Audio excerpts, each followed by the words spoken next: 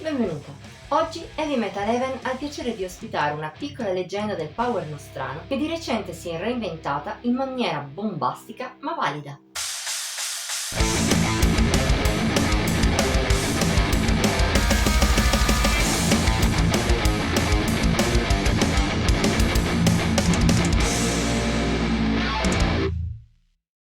A chi conosce la scena power metal italiana, i Caledon sono di sicuro un nome noto. Forse non è mai stata una primissima linea, ma la band di Roma porta avanti dal 1998 una carriera onesta e soprattutto costante, con ben 10 full length a oggi.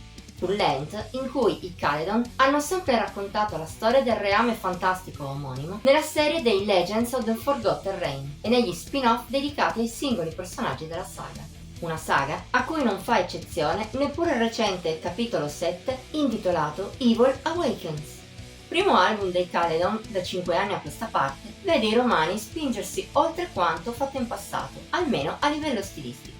Partendo dai primi dischi, che si ispiravano chiaramente ai Rhapsody, la band aveva trovato nel tempo una sua dimensione più personale. Evil Awakens fa però un passo ulteriore nell'originalità.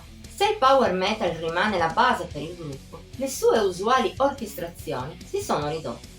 I capitolini le hanno sostituite con una forte componente elettronica, a volte persino al limite con l'industrial. Questo peraltro è uno degli elementi più apprezzabili di Evil Awakens. Non solo non sminuisce l'epicità e le atmosfere fantasy che i Caledon sono ancora molto abili a evocare, soprattutto rende la loro musica esplosiva ed impatto. Merito anche di una parte metal molto ben fatta, con riff pesantissimi e assoli riusciti, valorizzata anche da una registrazione all'altezza, che si unisce all'altra componente in maniera ottima.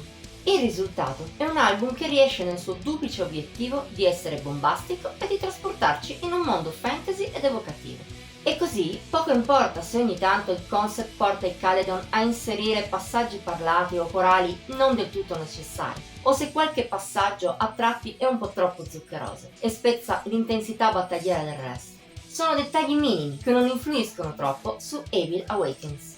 Piuttosto a limitare il disco è la sua unitarietà forte, di conseguenza poco riesce a spiccare al suo interno. Lo fanno soltanto At the Gates of the Realm, con un ritornello evocativo e al tempo stesso catchy, A Strike from the Unknown, insieme a Rabbiosa e Tamarra, e The End of Time, da brividi, per epicità.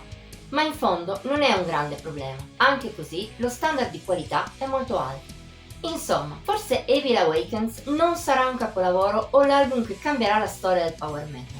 E in fondo non importa. Risulta lo stesso un gran bel sentire che sa intrattenere lungo quasi tutti i suoi 50 minuti.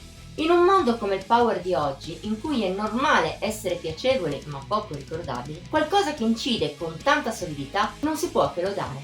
Specie se è un 10° album, quando parecchie band cominciano a non avere più molto da dire. Visto che non è ovviamente il caso dei Caledon, noi ti consigliamo con calore questa loro ultima fatica discografica.